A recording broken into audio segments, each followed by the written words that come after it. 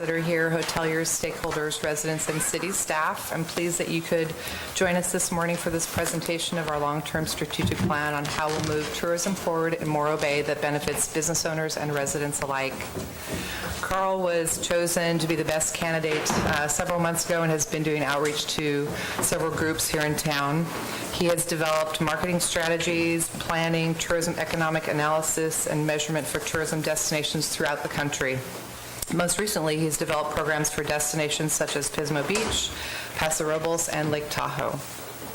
Carl's trusted advisor to a number of CEOs and senior executives throughout the industry, and he's a member of the Measurement and ROI Return on Investment Committee for Visit California.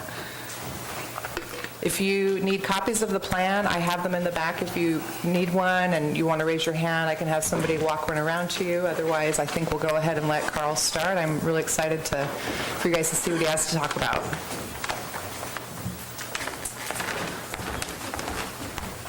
Shoot that, Carlos. Do you see the thing? Mm-hmm.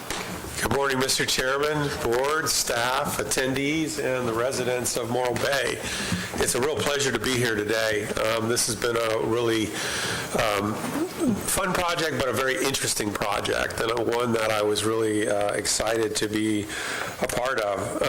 Before I get going, a couple of thanks, certainly to Scott and his staff. They have been just incredibly helpful in getting me the information, in getting a great cross-section of people to talk to, and getting a real deeper feel for Morro Bay. I've been here before.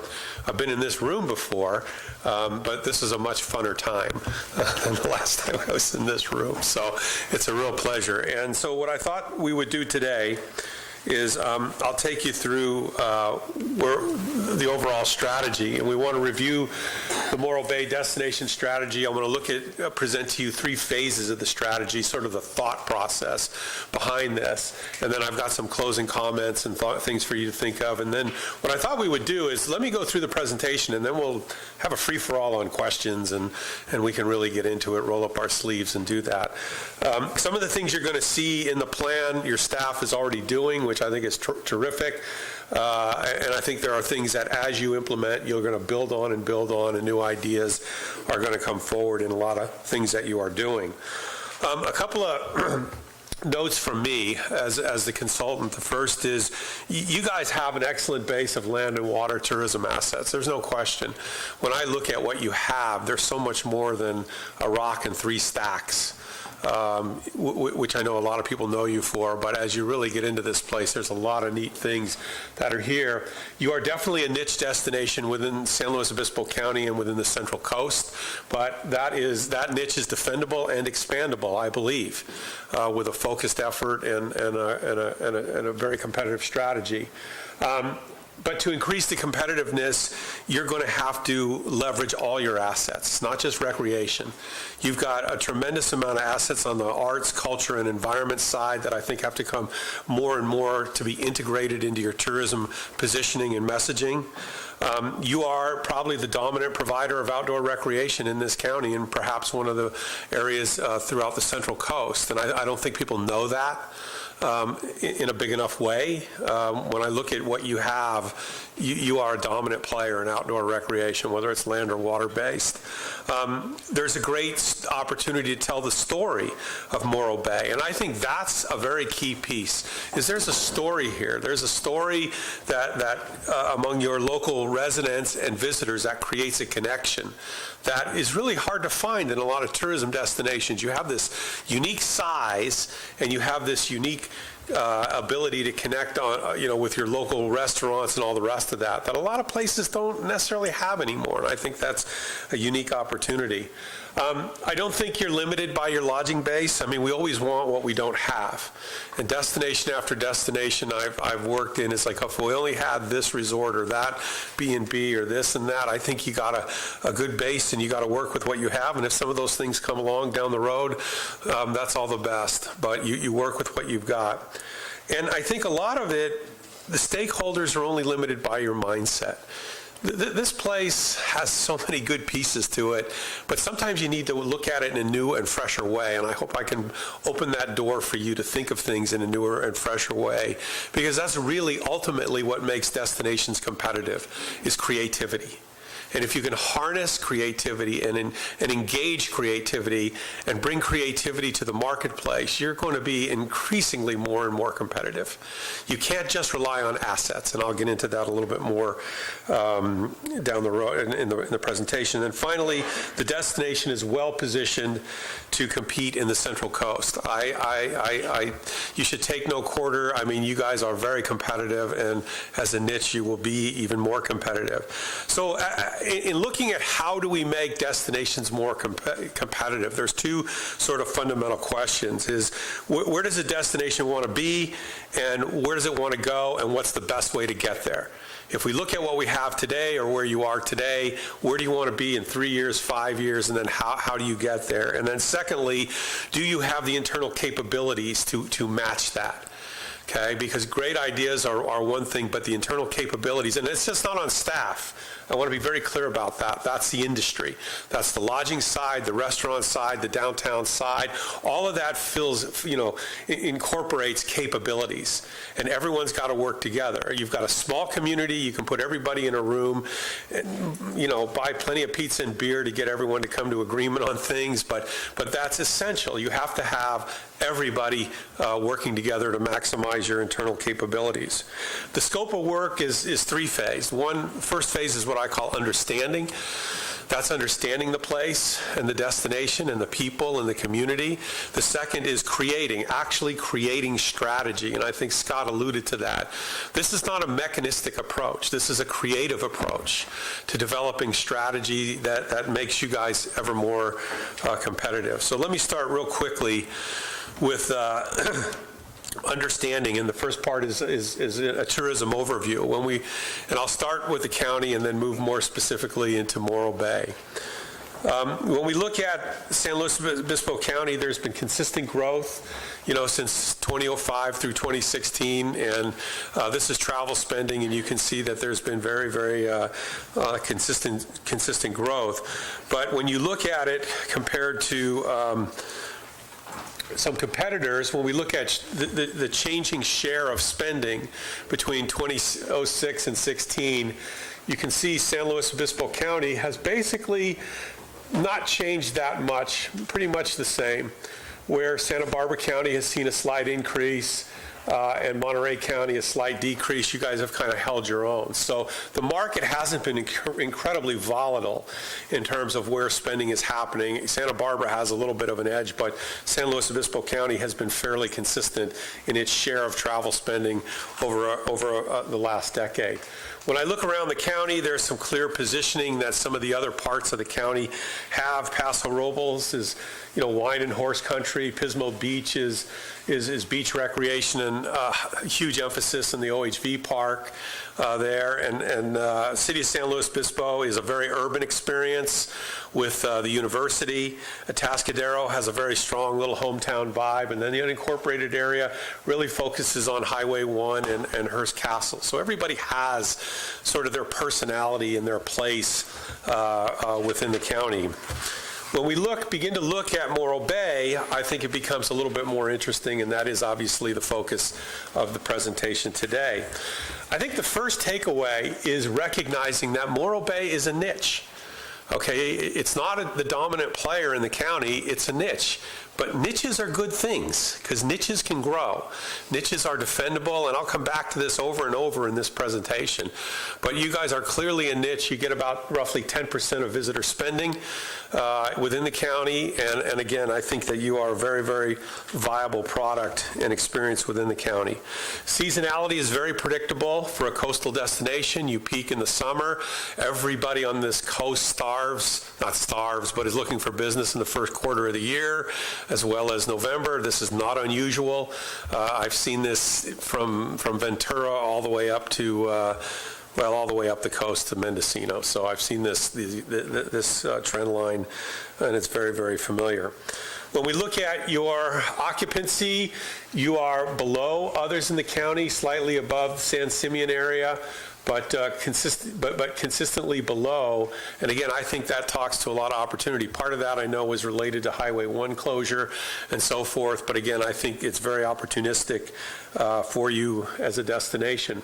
When we look at ADR, you're a little bit, you're lower than some of the other places throughout the county, but I think there's opportunity, and I'll explain that as we go along. I kind of think you guys are the most opportunistic place in the county. You know, when I look around and I look at where people are and what the opportunity gap is, I think you guys are at the top of the list in terms of opportunity. So I'm very, very excited. In terms of promotion, your organization and Jennifer and her staff have done a wonderful job. I mean, I can just see it in the last couple of years, the turnaround, the Facebook posts, the messaging, it's all coming together. The website, I know you're going through a new website now. I think all these pieces are coming together, and this is what it takes to compete in tourism. As Scott mentioned earlier, this is a ruthless industry. It is competitive. You know, prior to 2008, tourism was this nice little thing on the side over here. Okay, and then 2008 happens, and every city and county, you know, in California starts looking at tourism like, whoa, that's now the center part or a much bigger part of our economic development portfolio. And so it has become a very ruthless, competitive world. There's over $300 million more now in promotion through TBID funding in the state. There's now 106 destinations that are funded by TBIDs. And so the competitive equilibrium has changed dramatically over the last 10 and 15 years, and it's only going to get more and more intense as we go along.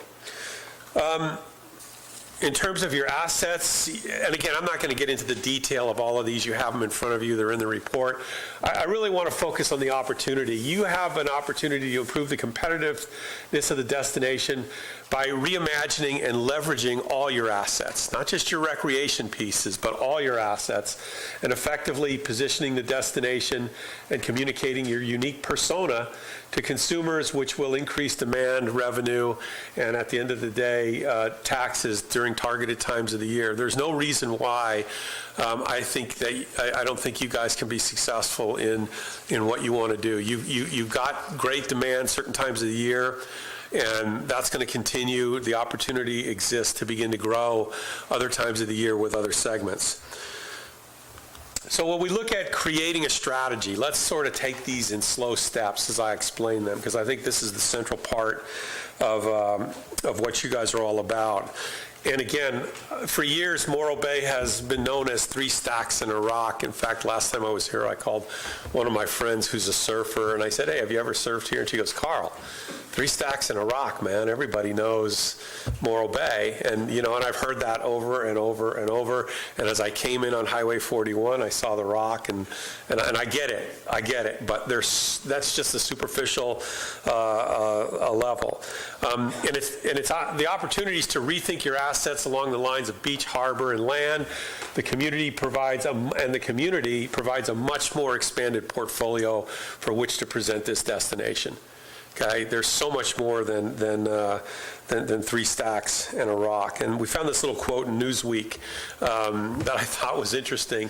It's nothing short of jarring to see the looming triple stacks of Morro Bay's long-defunct power plant rise into the skyline, but those who have come to love the collection of still funky towns dotting the Gibraltar of the Pacific have learned to embrace their industrial past via paddleboard, among other modes of transit. And I really think it speaks to a mindset of transition. And that's where I think the destination is that you've moved well past that, and people begin to see this as a transition in terms of where you're going. But again, there's so much more. When you look at, you know, all the beach and harbor activities, you've got a whole variety, surfing, paddling, and so forth, land, golf, you know, biking, hiking, walking, state parks. But then there's this whole community and cultural side that I don't think a lot of people really understand that's here. You guys may get it because you live here, but I'm not sure they get it out there. And I think that's a huge asset to leverage in the future. Everything from your murals. I didn't realize you had like 35 or 40 murals around this town. You know how many towns would kill for that? To have that kind of, I live in South Lake Tahoe. We would kill for that. I mean, that would be a great, asset for us to have a mural program like you guys have. The downtown shopping, the friendly destination, the farmers markets, the estuary itself is an incredible asset. I come from South Lake Tahoe, and I look at your environmental component like I look at our environmental component as a huge asset that not is just there, but creates an environment that creates a vibe that people want to protect, want to play, and want to support. And then you have a real eclectic feel here. It's not like you are standard like every other destination up the coast. You are different.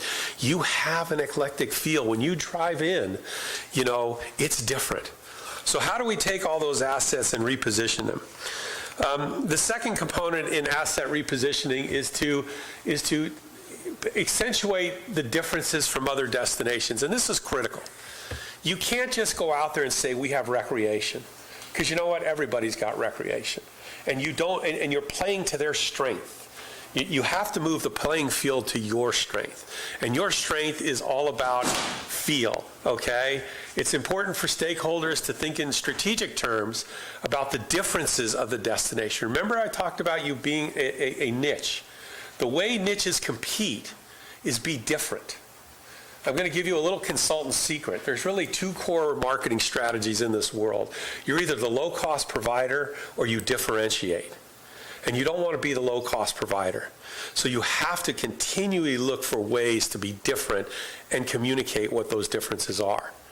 Okay, that's what gets you uniqueness. That's what will drive your ADR up. It's understanding and grabbing and communicating those uniquenesses. Now, I'm not a copywriter, okay, but I was trying to put in words the feeling I think you should get to, and that is, Morro Bay, some places are like all the rest. Morro Bay is different.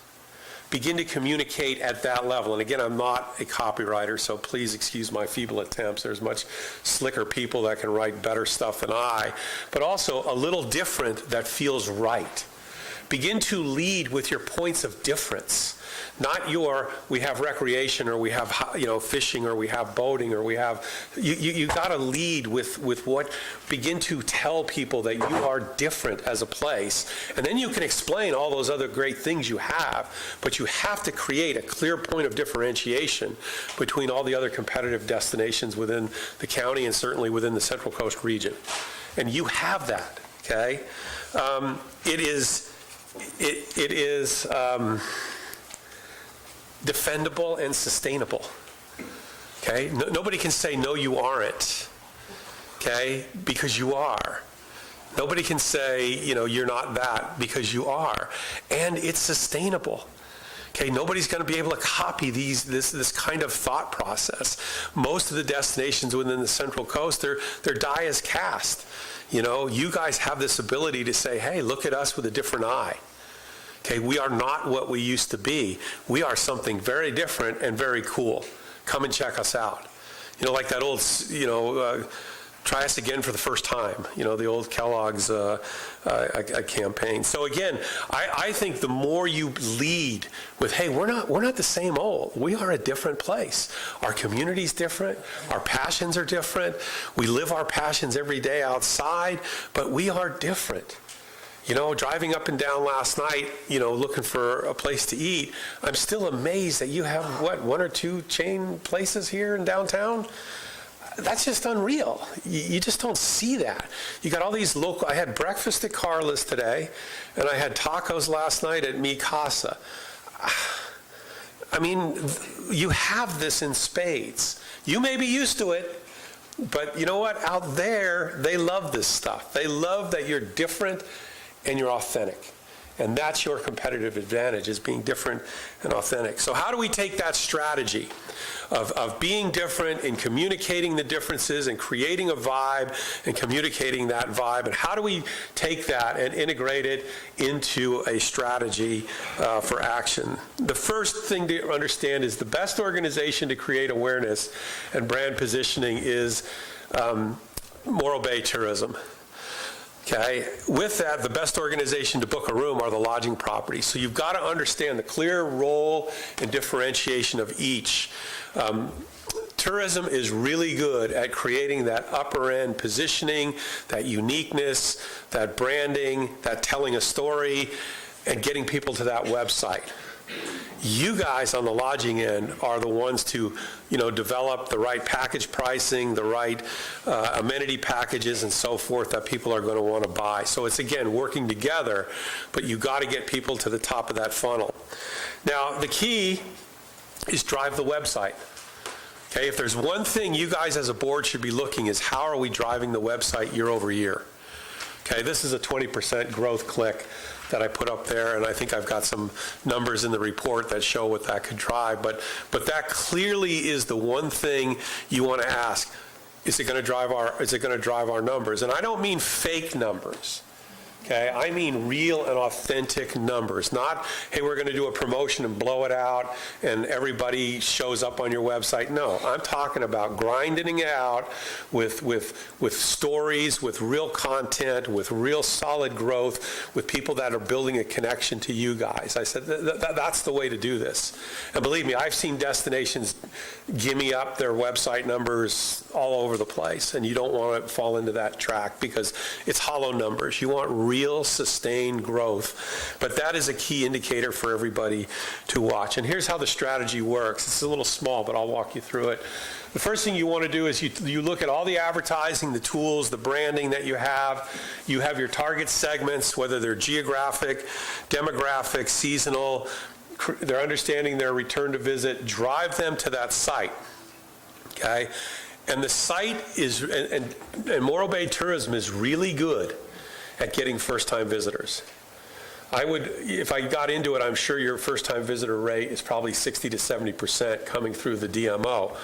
People, once they come through the DMO, once they build a relationship with the destination, will tend to then go property direct.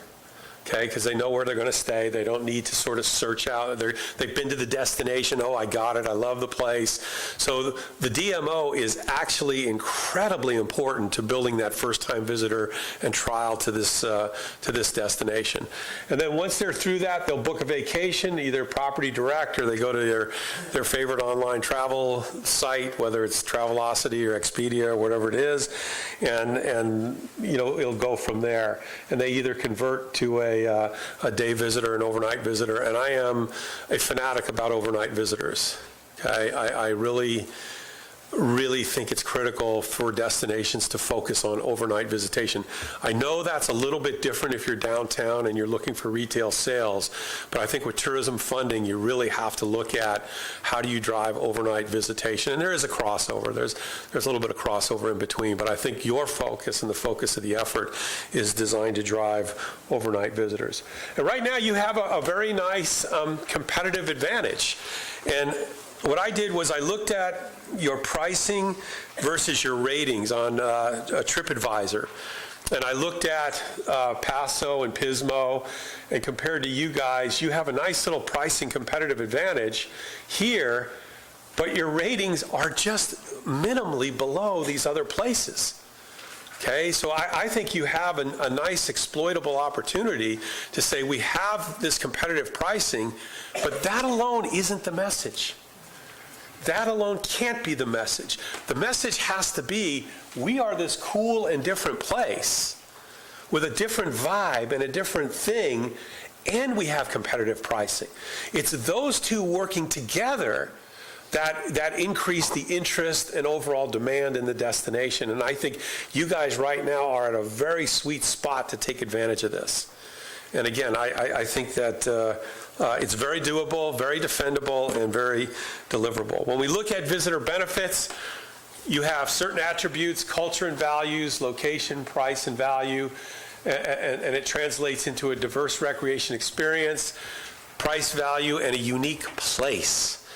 I cannot stress that enough. You guys are a unique place, and you have to continually emphasize what makes you unique. As a niche, remember, differentiation, what makes us different? How are we going to communicate that? So when we look at an overall goal, how do we get from $161 million in tourism spending to $200 million?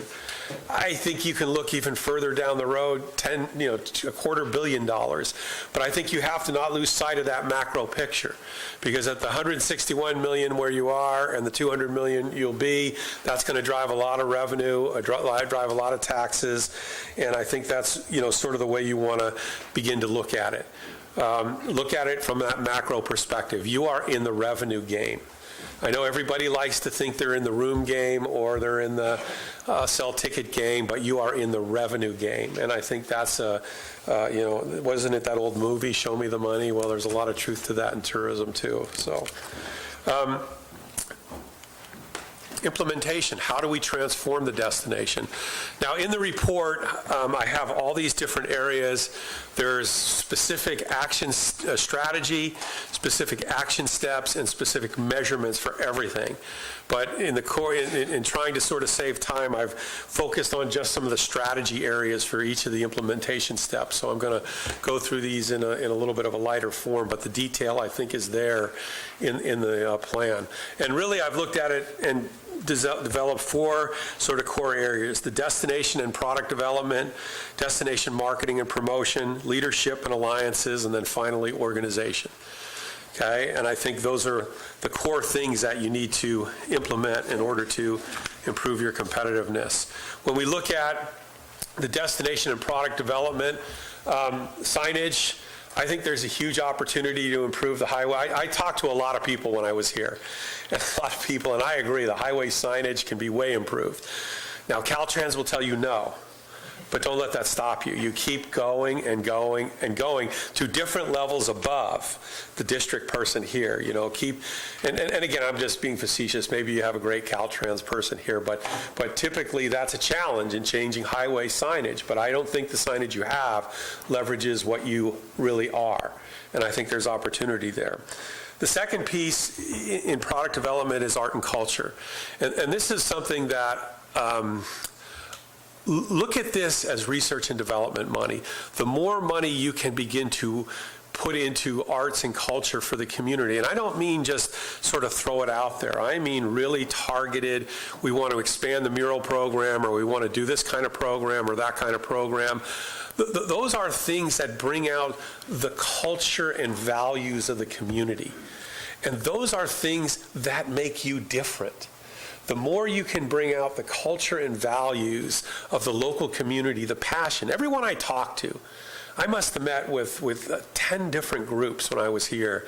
Everyone has passion for this place. Okay? They may not agree on everything or the color blue things should be, but they have passion for this place. And art and culture are ways to harness and bring that passion out. And I think that's a key issue that you guys need to look at. How do we take some of these programs and leverage them up and keep them going in the future? In lodging, there's several key issues that I know you guys are grappling with: how to deal with the vacation rentals, perhaps effort through your economic development to attract a new hotel developments, and then potentially upgrading the lodging experience within the lodging properties of Morro Bay. All those things are doable in time. Okay, they're not all going to be here tomorrow, but they are things that I know you have your eye on, that are on the radar for you to do, and they are challenging. Vacation rentals, guess what? Everybody is dealing with the issue. And it can be very contentious, or it can be very, very done very well. I live in a town, we just had a vote in South Lake Tahoe to ban them, and it has literally ripped our town apart.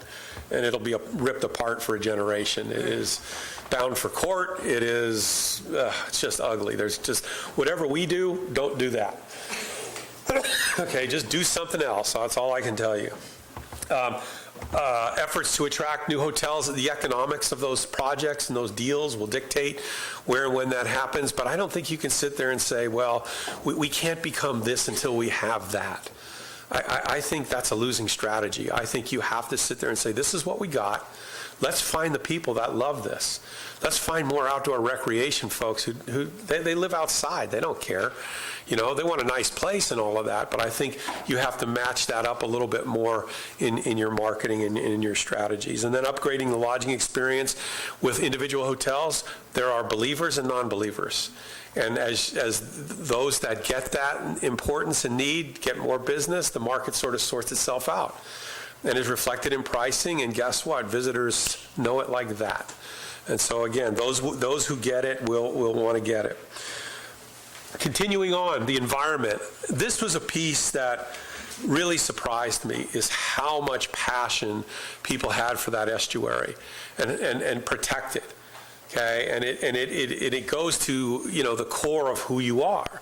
This estuary is a national deal, and it is very, very important to people. And I think more people need to know about it.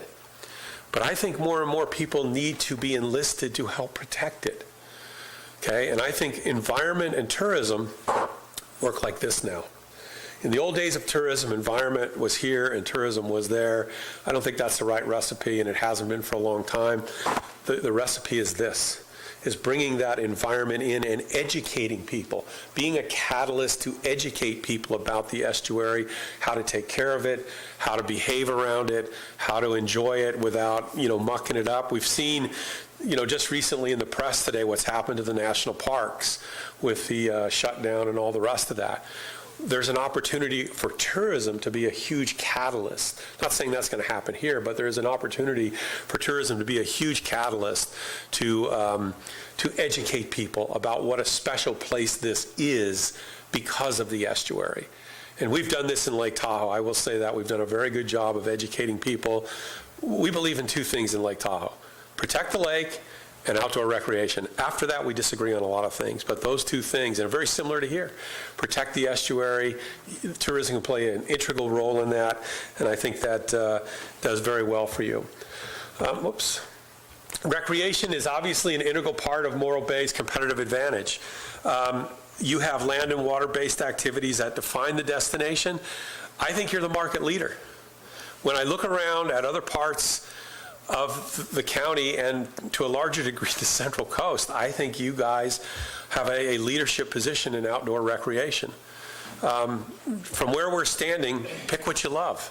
There's all kinds of stuff to do, and I don't think that many destinations can claim that. Some have unique specialties, you know, like Pismo has the OHV Park, but when you talk about a broad array of very accessible land and water-based recreation, I actually think you guys are the market leader.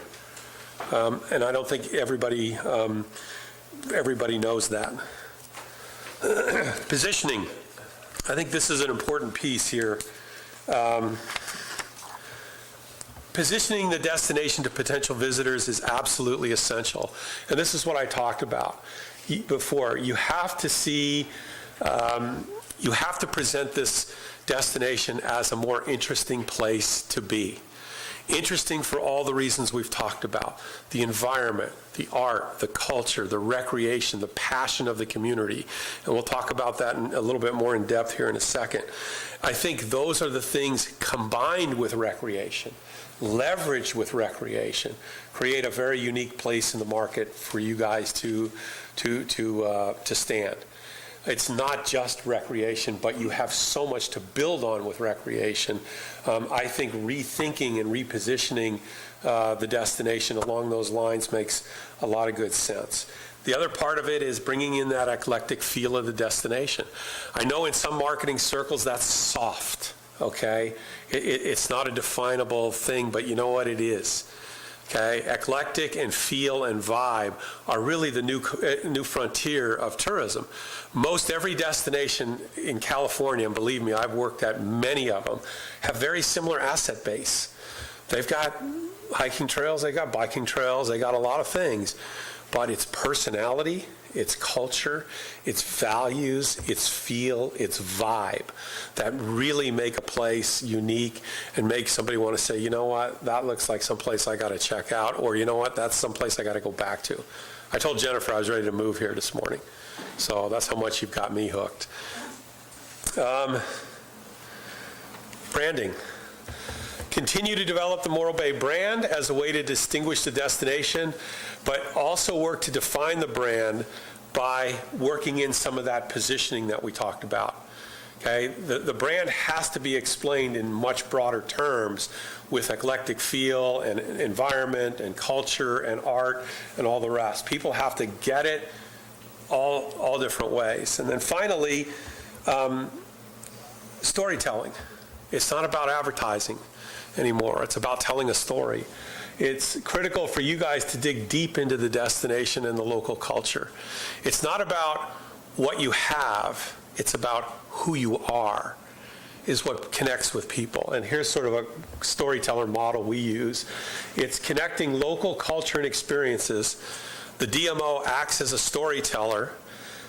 You tell the stories through your marketing channels, and you connect with target segments. See, what tourism marketing has become is about getting a story and understanding it. And you have to understand that perspective. Okay? Telling a story comes from locals, residents, their passions, why they get out there at 5 in the morning and go surfing, or why they're out there every day walking their dog, or why they're riding their bike. Those are the things that you have to capture more and more of, okay? Because it's storytelling targeted to the right segments, which creates a connection, which creates a moment when people come and visit here. And that's what they're looking for, a moment. It's to be able to say, you know what? This moment, I had a great time there. We did this. That sunset was great. That bike ride was wonderful. And so but the way to engage is not by saying we have all these attributes. The way to engage is saying, here's the stories we have about the place. Don't you want to be a part of that? That's the difference, is storytelling versus just communicating. And I think you have a lot to talk about. Whoops, we lost it. I think we're on slide 36. Oh, you got it? Tourism research. Again, research is an integral part of what you're doing. I think, I've made some recommendations in there for you guys to look at some research. I think it's critical that you not just collect research. You have to disseminate research. You have to use research as a means to activate the community, to activate the industry, to activate stakeholders. It's not enough to just say, hey, we did some research and here's the average age and here's the this and that. But more importantly, it's how do we now as a community begin to adjust and implement and learn from that research and make the changes we need to change. Okay? That's the key, is dissemination. I see a lot of destinations that do piles of data collection, a lot of analysis, but it never goes further than the 4 walls and a couple lodging properties. You have to think completely different to bring the community in more and more to say, hey, here's who's coming. Here's some of the changes we want to make. Here's some of the things we've learned. Here's some of the modifications we want to do. So tourism research is absolutely critical. The website, I know you're getting a new one. Is it up yet, or it's close? I want you to think of the website as not an add-on. A lot of destinations like, oh yeah, we got a website. No, the website is a central part of how you engage. Remember we talked about getting people to that site? Well, once they're to that site, they got a choice. They can bail out in 30 seconds, or they can become interested. And that's the role of the DMO, is to influence people, to say, you know what, I'm coming here instead of there. And that's what a website can do. It is the single most prominent piece of communication a DMO has to say, you know what, we want to influence you in your decision to come here.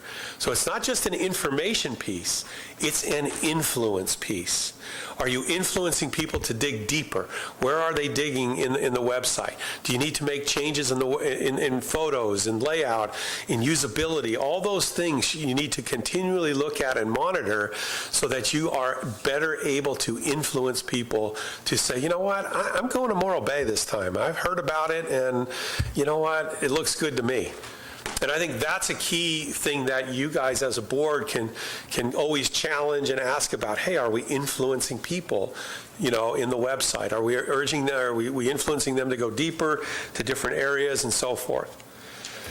Content development and communication. This is the fun part. Tell the story.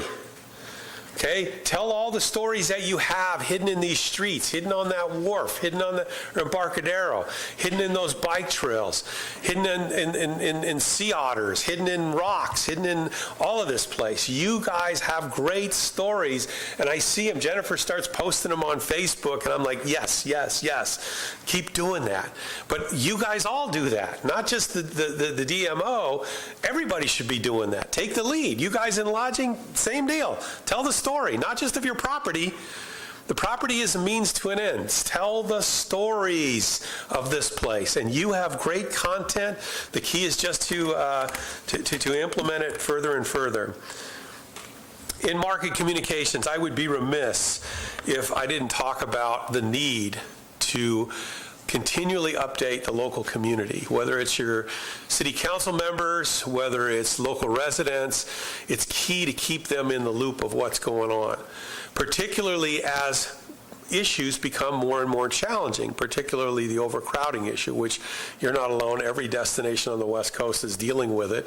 And there, you have to begin to tell the story of, hey, we understand it, we're managing it, we're out in front, we're trying to be proactive about it in the tourism industry, and here's the things we're doing.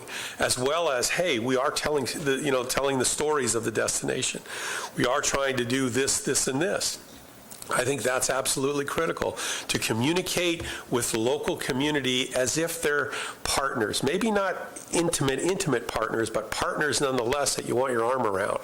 And so I think it's good to have as much a communication program internally as you possibly can have. Visitor services. Clearly, there's two components to this. The first is information that's used to attract potential visitors, and then once people are here, how do you provide information? And a lot of it is changing with technology. I'm not going to kid you. People now go to their website quite a bit. There's still a role for visitor centers. People still like visitor centers. I know you guys have looked at different locations, and I'm sure you'll sort that out. Obviously, a little closer to where a lot of people are make a good sense. And again, a lot of that is designed to extend a stay or get people to come back. Okay, oh, you missed it this time. You know what? You need to stay overnight. And it's very hard to convert day visitors into overnight visitors. And in fact, it's almost impossible, because day visitors have a very defined behavioral pattern from where they live. But there are those people that are dropping by, and they could be overnight visitors if they just knew of all the things to do. So I think visitor information has to be very strategic. And again, I've got some some specifics within the report for you guys to look at, but it is certainly part of the equation. Special events. This is another critical element, because special events really allow you to put a stake in the ground to solidify that positioning to people. And I was thrilled to hear that you guys look to have Amgen here. And I think Amgen is a huge pivot and a great opportunity for you guys. And as Scott mentioned, it's not just a day event. I'm already seeing Amgen content coming out of you guys, and I think it's the kind of thing that now goes year long. You want to ride the same route as the Amgen folks, but more importantly, Amgen gives you legitimacy. Amgen, you're a player. Amgen doesn't go to places that don't work, okay, for the road bike world. They are legitimacy. And I'll give you a little story where I come from in Lake Tahoe. We did a strategy effort a number of years ago. And I said, look, instead of doing all this market research in the Bay Area, what would make you come to Lake Tahoe, I said, let's start with the passions of the community. Okay, what does our community love to do? And I'm sure if they love it, there's other people out there that love it. And one of the things that was right in front of us, but we never noticed, was road biking. We're at the center of 7 Trans-Sierra passes.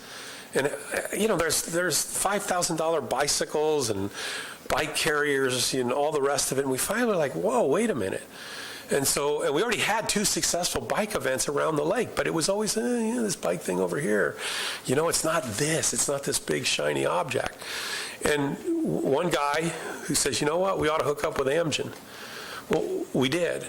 And it changed everything. We are a legitimate road bike destination now. People come all summer long. I see them in their trick of clothes. I see those $5,000 and $10,000 carbon bikes on racks. I see them out on the road every day. Amgen gave us legitimacy as a place. We're repositioning away from gaming and skiing to recreation and entertainment.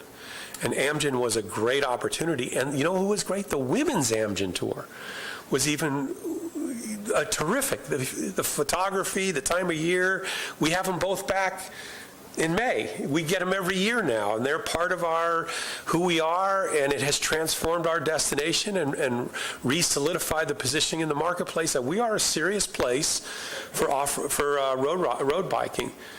We're at 6,000 feet plus mountain passes. These are the routes that the Amgen guys ride.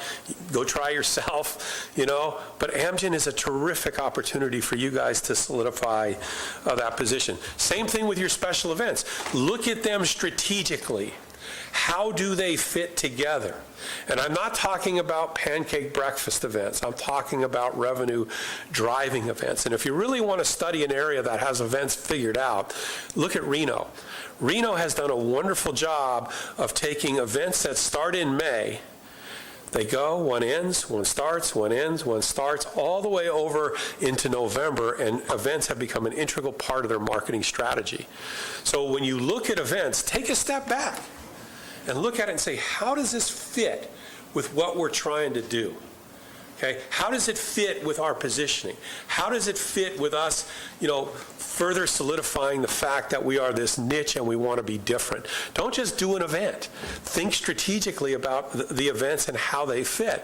As well, take some of the local events that you have and maybe encourage those proponents to reimagine the event to fit into this broader, newer strategy. I think events are a huge opportunity for Morro Bay and really send a good message to the community. Leadership, there's no shortcoming for leadership. Leadership means everything. Much of tourism is the introduction of a new idea and a new way of doing things, and that is always a challenge, and I think leadership is absolutely crucial. You have a nice variety of strategic alliances.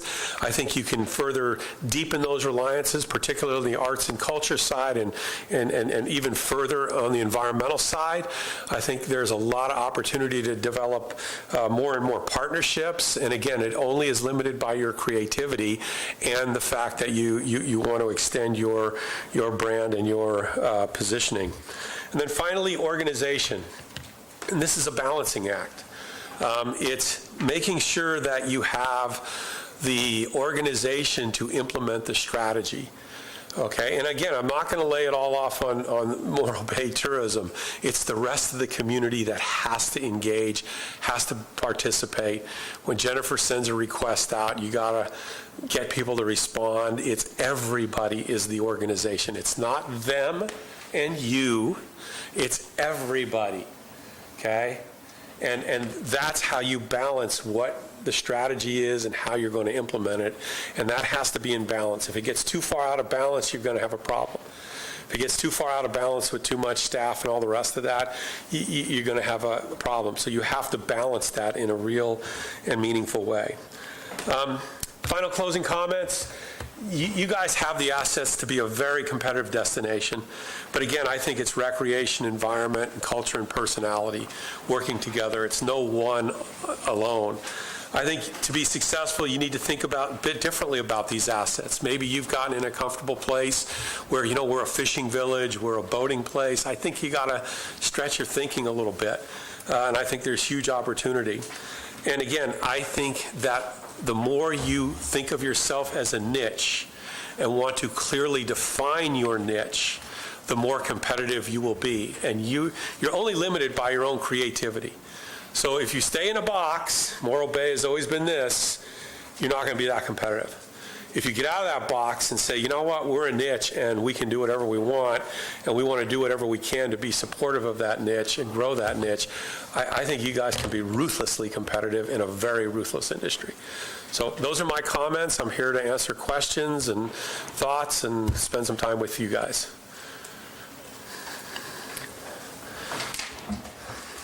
Carl, thank you so much. There's so much to digest. But one of the things that, in reviewing this and talking to others is that, we as a community, not only, we face what a lot of other communities are facing. And coming back to this again, I know that, speaking to a few people, they're like, we've done this before. We've done this before. We've done this before. We're beating a dead horse. But coming to find our differences and using those unique things and putting together a plan and actually pushing and doing something, that's the true key. Yeah, and you know what? I'll be back in 6 and start doing. And so it's exciting that we're at this point with you. Yeah. Because we've talked so much for years that we're finally to a place where we have paid to put together a very succinct plan that is now our opportunity with the folks in the audience's participation to actually do something. Yeah, a couple of thoughts. Before we started this, I had Morro Bay's tourism agency of record, Mental Marketing, put together sort of a competitive look at all the other destinations advertising. And it was so obvious to me when you lay it out that there's this hole in the market for a real and authentic voice and a real and authentic place that's different from everywhere else. And so I think you have that competitive opportunity. Secondly, I'm not going away. I'm a phone call away. I see these posts every day, so I keep an eye on them, and I'll be calling you in 6 months to say, how's it going? Where's the hiccups? Where's the problems? What's the next step? So you're not, you got a leash on you. I got to keep an eye on. I'm going to make sure things happen. So it's a pleasure. You guys are a wonderful destination with a lot of upside. A lot of destinations would love to have what you have. So. Carl, I was hoping maybe you could, because you probably speak better than I do to this topic and being the professional that you are, the value of tourism dollars to a community, why those dollars are different.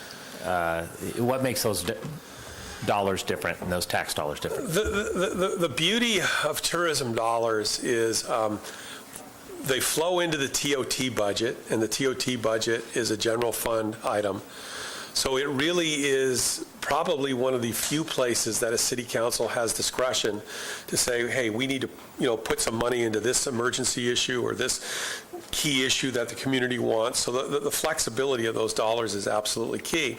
Secondly, it's important because as those dollars come into the community, you've got people that are employed within the industry that are desperately, not desperately, but are very keen in terms of making their living so they can stay here.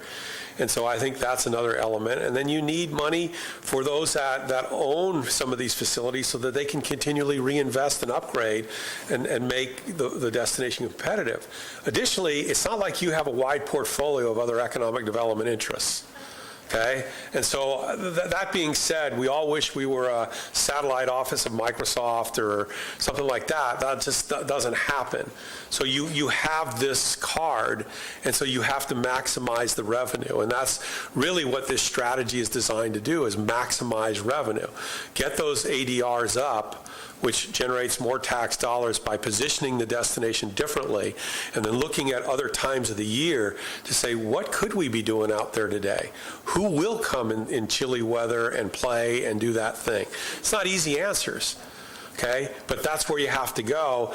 And again, it all comes back to economic development. It comes back to quality of life. It comes back to all of those things. So I think tourism dollars, unless you've got Microsoft knocking at your door, those are important dollars.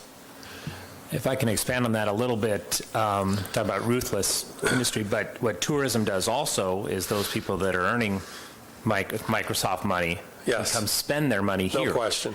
And we don't have to provide the services. Those people earn their money up there, come here, spend it. We receive the tax dollars and TOT dollars, and then they go back home. Yes. So that's a brutal, a ruthless industry too, how to get people to spend their money in your community. And the key is overnight visitors. They spend geometrically way more money than day visitors. Day visitors may make you feel good, but it's overnight visitors that really drive the economy, and I think that's critical. And yeah, those people, look, I live in a tourism destination. You give up the 4th of July, you give up some weekends, and locals, you get to figure it out and enjoy the rest of the year. But it's nice to bring that money into the community, and I know many tourism communities without those tourism dollars would be in very rough shape post a recession in California. So I'm wondering if you can speak a little bit to, because, lots of people who live here in Morro Bay have lived here for a long time. They're very protective of their community. The very thing you're experiencing about it being unique is that people love it. And, the big term now is over-tourism. Oh, yeah. Every place has been overloved. So, and you certainly live in one of those. Oh, yeah. One of the most overloved places in the world. Oh, yeah. So how have you seen communities be able to bridge that and make the non-tourism community embrace the tourist? I think there's a couple things you can do. One, you have to let that community know you are trying to manage the issue. That, look, we realize there's a problem, and here's the things we're trying to do. We're not trying to attract any more day visitors from Southern California or the Central Valley. We are focusing our effort on overnight visitors that will stay a little longer, that will stay midweek, that will add to the economy, but we are not looking to contribute to the existing problem. The second thing that I think is absolutely essential is you have to educate these visitors that come in and let them know, here's the deal.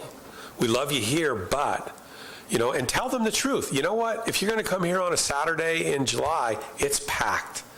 You may want to come in, the shoulder season or midweek or something. Be honest. I know it's hard for a lot of tourism destinations to go, but that's our peak year. You know what? I think honesty to visitors and say, you know what, if you're coming in July on a summer weekend, you may want to rethink. We got great space midweek. The pricing's better. Better yet, come in the fall when nobody's here. I think there's an education piece that has to go on. As well, once you're here, here's some of the rules of the road. Here's some principles. One of the things that we're working on in Tahoe is sort of principles of tourism that we're trying to come up with. And that might be a great way to reach out to the community to come up with some of those principles. Hey, we're going to shift our marketing to, primarily overnight visitors. We're going to look for higher yield, lesser volume strategies. We're going to do all these things, and that might be a great way to reach out to the community, say, we hear you, we understand you, and we don't want to be a part of the problem, and here's what we're doing. I think you have to be open, you have to communicate, and you have to tell the visitor, here's the expectation. You're going to come to South Lake Tahoe on July on a Saturday. Have fun. It's not that fun. And I think you got to be honest about that. And I know that's hard to do. It goes against all the grain that you're thinking of, but I think honesty and open communication to people, I think, are essential. Carl, you touched a little bit on the shoulder season. At least at our properties, the first 2 weeks of December were the slowest we've seen in about a decade here. Yeah. Do you have any thoughts? And obviously, summer is the easy part in Morro Bay. Yep. We don't benefit. We don't have the snow like Tahoe does in the wintertime. Yep. Do you have any thoughts how we can increase the business in the shoulder season in the wintertime? I have a thought on how to think about it. Okay, and the problem is when we hit the shoulder season, we often think about, here's the things we do the rest of the times of the year. They're not working. Okay, I think you have to rethink who you want to get during those times of the years, and then rethink the events and the programs that you have that are going to attract those segments. We in the tourism industry can get very much in a rut and say, you know what, we'll just gin up the advertising and put a little bit of a different twist on it. I think it requires a whole separate look, to say, hey, what will move that needle? And don't say, oh, it's Christmas shopping and lights downtown, because that doesn't move any needle. Okay, what moves needles is events.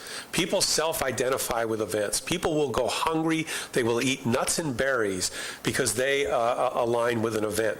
I'm a BMW motorcycle rider. Okay, when that BMW rally is in the West Coast, I don't care where it is, I'm going. Okay, I don't care if it takes me 3 days to ride there to Canada or wherever, I'm going. Okay, and I think you have to begin to think about it differently than the way you think about summer. And I think that's part of the creativity of the community, to begin to ask those questions of, hey, what do we do differently to look at those first 2 years? And guess what? It ain't going to happen on year one. Okay, you got to have the long view, 2 years, 3 years, 4 years, 5 years. That's what it takes to change consumer behavior in the marketplace. So long-term view, creativity, and retargeting markets are a way to, I think about it, but there's no quick and easy way out of it. I wish there were, but every destination struggles with the same ones, except the ones that have sort of thought it through and said, you know what, here's our approach and here's what we're doing. I'll give you a great example. I come from the ski industry also, Crested Butte years and years ago. Free skiing, 1st of December to the 15th. Now, was it really free? No. The lift ticket was bundled in with the lodging piece, and the ski resorts got their piece, but the message to the market was free skiing. And everybody started, oh my God, the skiing in Crested Butte is so amazing. You have to use that kind of creativity. Okay, you have to think a little bit differently. Don't think what you work in the summer works in the winter or quarter one. I think you have to rethink that also.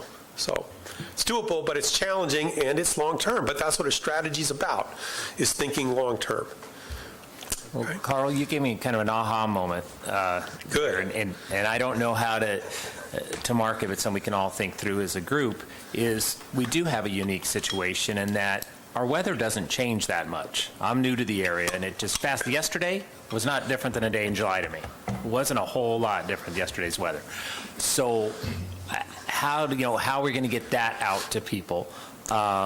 Is an interesting part, and an example of the eclectic and not just doing the recreation, even though you can do the recreation because the weather doesn't change much, is we had guests that book every year, and they just in here again now, and they come the 2nd and they stay through like the 5th or 6th, and they do it every year. And they like it because nobody's here. And they even find it fun to, like, we got to find a restaurant to eat. Eclectic. I mean, sometimes you can't even, it's hard to find anybody open. And that's why they come. They come for that experience of nobody being here, the sleepy small town. How to market it, I don't know. Just like that, there are sleepy people small that want town. that if we can get that out to them. Could you imagine a tourism destination on the coast saying, come and check out our sleepy small town? It goes against everything in the book, you know, but that might be something that exactly that you look at. Come and check out our sleepy small town. Well, on top of that, they're from Redondo Beach. Yeah. And they come here because they just want to get away. They do the beach. They want to go to the beach where nobody is. I'm a big believer in looking inside, seeing who's here, seeing why, thinking about it, asking them questions. And could you imagine that campaign? Come and experience a sleepy coastal town. Man, nobody does that. Nobody sends that message out. You could be the first. Play with it. Think about it. Bring your group together. Work through the DM, you know, Jennifer and her crowd. That's the kind of creativity. Okay, and that is what a niche does. One of the great things about being a niche destination, and one of your competitive advantages, whether you realize it or not, is your small size allows you to get ideas to the market faster if you take advantage of it. If you get the right people in the room, the right pizza in the room, the right beer in the room, you know, you can be very creative and walk out of there with ideas that can be implemented pretty quickly. That can't happen in Monterey. That can't happen in Redondo Beach. There's committees and layers and, you know, all kinds of things to get approval, police department permitting, whatever. But again, I think that's the beauty of what you have, is your small size allows you to be quicker to market. But you have to think of it differently. Think of it differently. That is your key asset. Think differently. Okay? Carl? Yes, Taylor. On slide 42, you briefly discussed something that I wanted to ask you about. So in the bigger report, there's more detail to each of these slides. Yes. And I read the report. How how do we, answer how you wish, how do we move towards full-time staff? You spoke about that in your grader report. We have 2 part-time staff members. How do we move towards full-time staff? This is the question I'm asking myself. How many full-time staff do we need? What positions do we need this in? We have 2 positions, which you detailed. They're part-time. We've discussed making them full-time. Can you help me with this? Yeah, I think the general rule is structure follows strategy. Okay, if you are implementing a strategy, if you walk out of here as a board and as a, with Jennifer and her team and say, we need to reshift the way we're doing some things, or we need to look at some things differently, the next question that should happen that never happens is, do we have adequate staff to do this? Okay, I don't think it's a formula to just say we need to add staff or whatever. I think it's, do we have a strategy? Do we have the structure to support the strategy? And that may mean making people full-time. I will tell you that full-time, the tourism world is different in a sense that you can have a fairly high labor percentage, but tourism is a labor-intensive business. And so it's not the same as if how many police officers per 100,000 or however cities do it. And I'm not picking on the police force, please.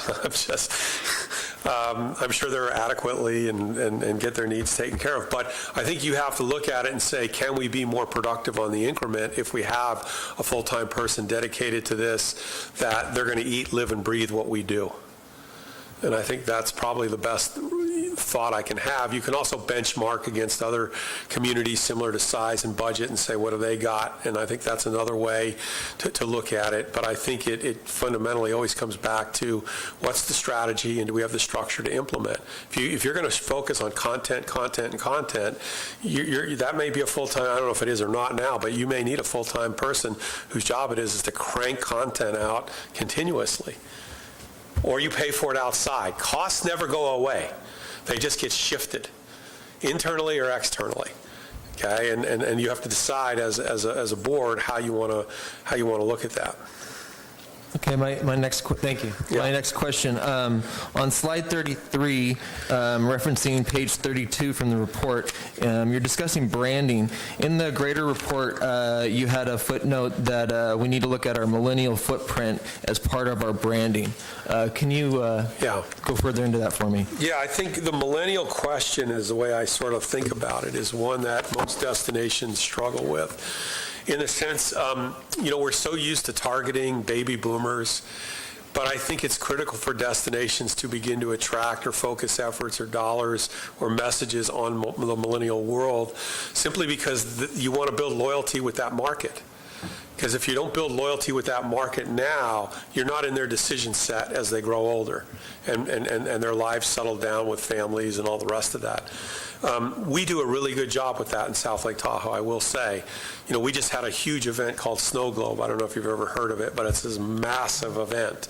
Okay, it's 25,000 people over 3 days at night, freezing cold, 29th, 30th, and 31st of December, culminates on a big New Year's Eve thing, and it's all targeted to millennials because we know we have to be part of that Silicon Valley millennial crowd as they get older and mature and have families. Tahoe has to be there. We can't give that market up. Okay, that is our future, and we position the recreation, the cultural elements of Snow Globe to that group. So I think most destinations have to find a balance, whether it's 70-30, 50-50, or 70% on the millennial side, but to ignore it is a strategic mistake, in my estimation. Thank you. Another question. On slide 38, you were talking about market communication and overcrowding. When you say overcrowding for our community, do you mean like the overcrowding that we experience when we have tourists in town, or are you talking about overcrowding like our population and growth side? Because to me, I feel like we're not growing in citizenship. You're talking more about absolutely in visitorship. Okay. And I think that you, like most of the destinations along this coast, are susceptible to heavy day use. coming from the Central Valley and all the rest. And I think that the normal tourism mindset is more is better. Okay, and I would urge you to shift your thinking to yield is better. And the hotel guys know exactly what I'm talking about with yield. Hotel people, excuse me, know exactly what I'm talking about. Is, you know, the day visitor contributes very little to the economy, impacts the environment, and you know, encourage and increases in crowding. And I think you have to be very honest with them and say, look, if you're just coming here, not that we don't want you, but here's the expectation. Carl, a couple of things. Number one, you had mentioned it's nearly impossible to turn a day use person into an overnight. I'm thinking we may have a little advantage on the Central Coast here because so many people are driving the coast, doing the Monterey to Morro Bay or something similar, and they stop along their thing. Yes, that's the guy you convert, yes. Right, we can convert him. He may have stayed in Cambria this time, but hey, Morro Bay looks cooler to me. I'm going to stay here next year. That is a great strategy, but not the guy who's coming from Bakerfield for the day. Right. Their behavior is built in based on proximity and time budgets. But that person who's doing the coast and stayed somewhere before, and that's why that highway signage is critical, to just say, hey, check us out, you know, and here we are on the website, and, you know, here's our mobile unit, and check us out. That's an opportunity. Yes. So it's a little old school. The signs aren't, but the visitor center, therefore, may be, because Absolutely. then they come off the road, they come into here, they have visitor center, we can convert. And clean signage coming off the road to the visitor center. I think I mentioned that. That's a, you know, that's a key piece. So yes, that's I love your thinking. Good job. Second part, without collusion, you might have some insight on this. I love your chart here and couldn't agree with you more about the competitive advantage and pricing right here. We can't get together as hoteliers and say, hey, we're going to change our pricing. But ideas, because it seems, it doesn't seem, I think it's pretty factual, we have a large chunk of budget hotels. Yep. We have a few mid-range hotels, and we have a few high-end. But we're really heavily booked on the lower price. And that has a downward pull on pricing. And maybe I'm wrong, you can give a point on this. I think most consumers have a price in mind when they go to book. Yeah. You know, if somebody's a $250 a night person and he sees an $89 special somewhere, it may not lure him or her to go there. Correct.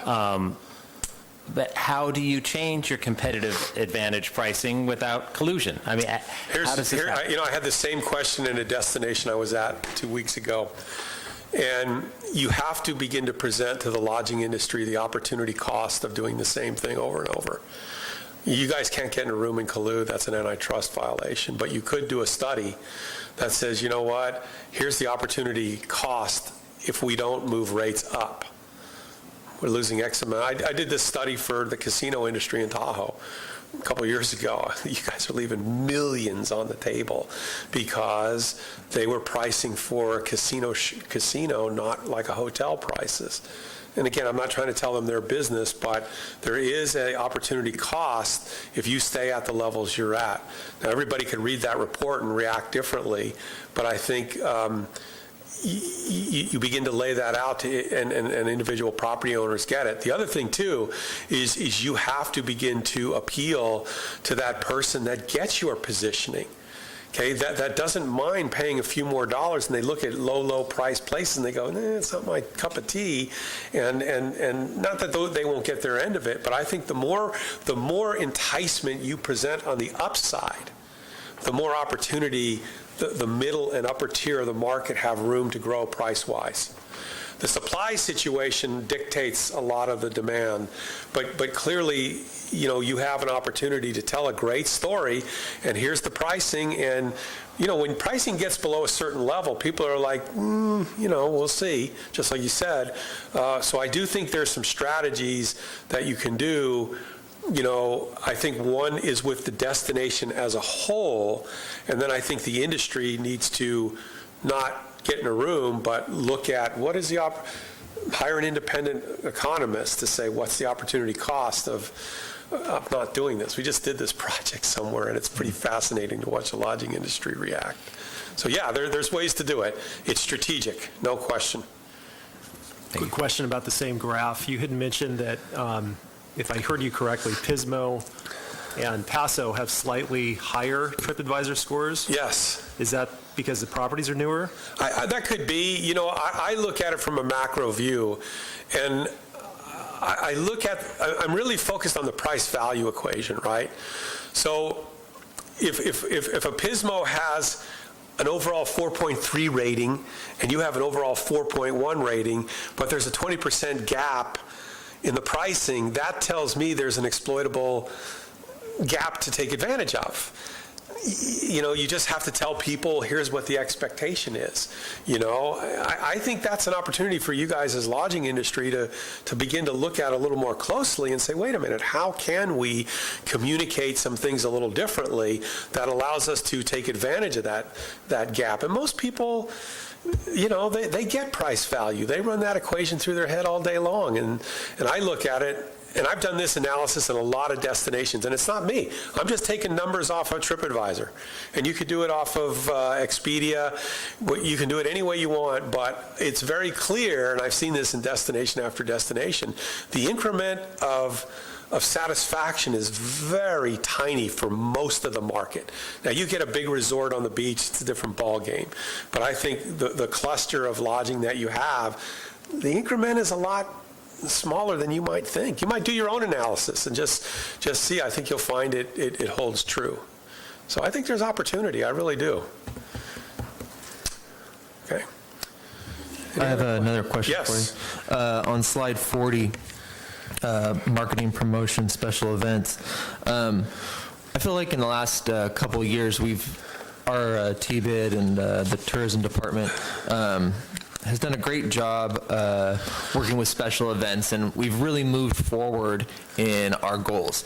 But I feel like we also, as a city department and as the TBID and as a city, we have a real difficulty reimagining existing events.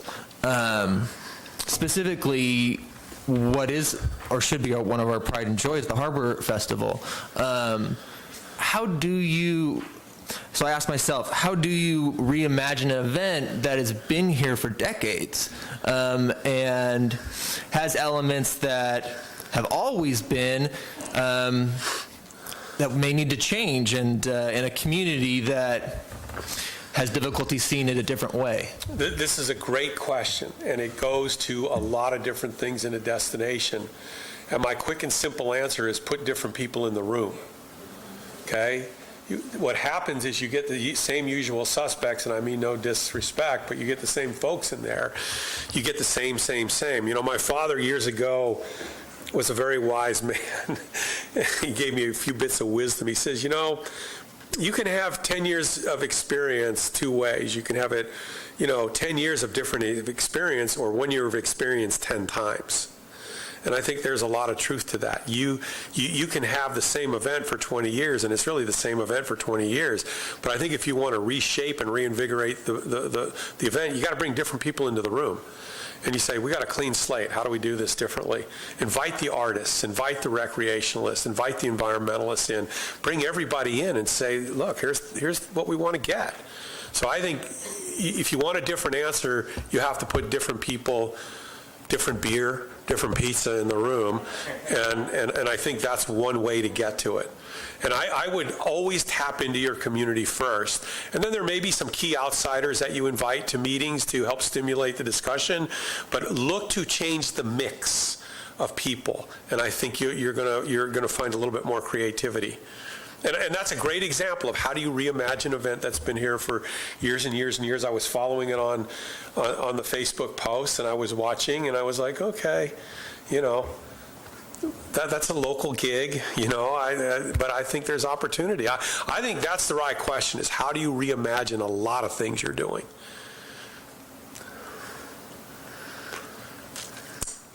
Any more questions? I have more. Yep. Okay, so throughout your report, and I've seen that with our city as well in the past few years especially, a focus on our recreation as an asset, recreational activities. But I didn't see anything in the report that is near and dear to me. What about like public parks and gardens and public space?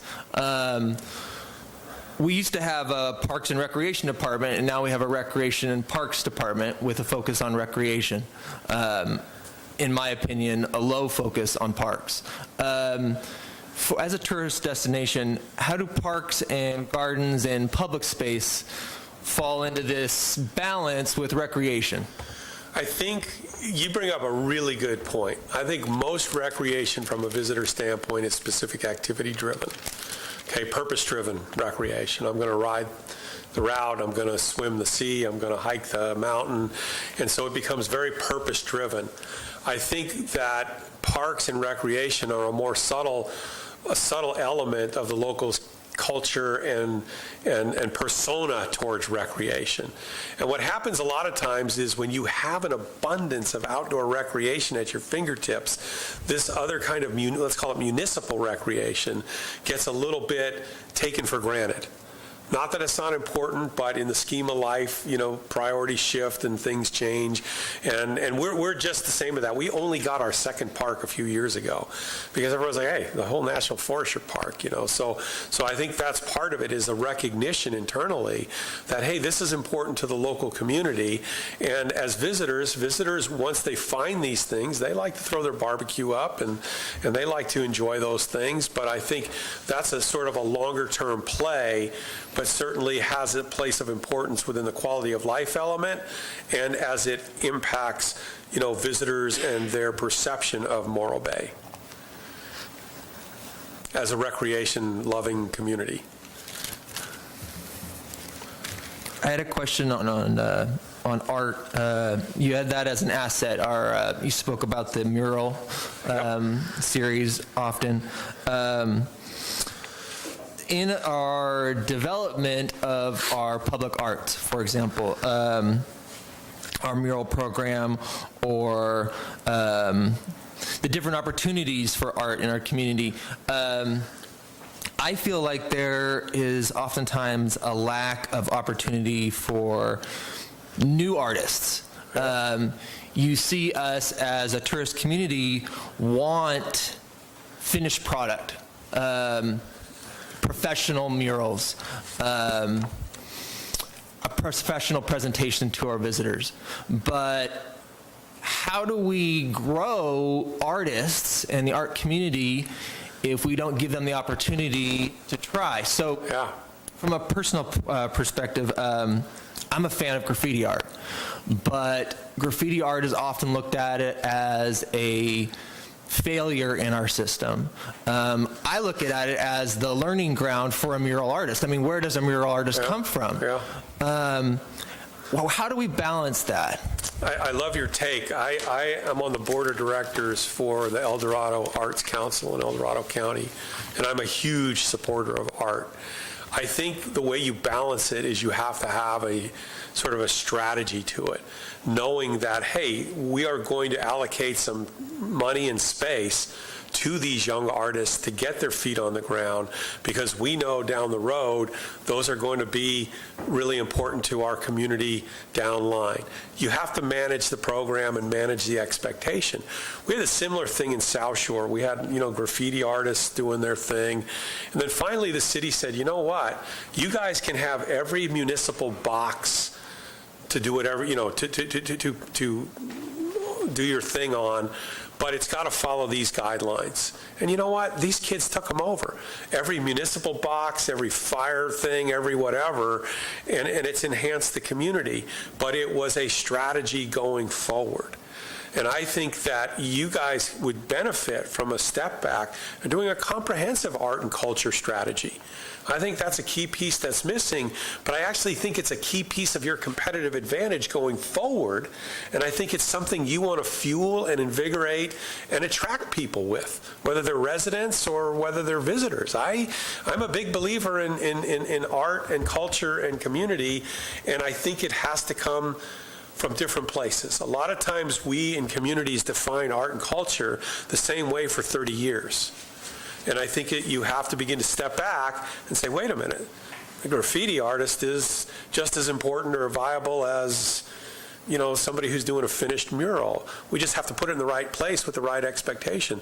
I go back to one of my favorite examples is in Charlottesville, Virginia. If you've ever been there, they have a thing called the Democracy Wall, which is this huge wall, hundreds of feet long, and you can graffiti it every day. And people come and write whatever they want. And I mean, some of it is foul. And some guy hoses it off every night, and people come the next day and they fill it up with their thoughts. But I thought it was a wonderful expression of the local community. Now, it probably works because Charlottesville is the home of Jefferson and all the rest, but I think every community has that opportunity to define that, hey, here's where the beginning mural program, maybe you guys decide you want to be the place for murals, but here's where the beginning stuff happens. And not every mural has to look like the past 35. Okay? That's part of it too. Be open to the change, and I think artists and culture are a way to shape your uniqueness. And I think to disregard that is a loss of a competitive opportunity.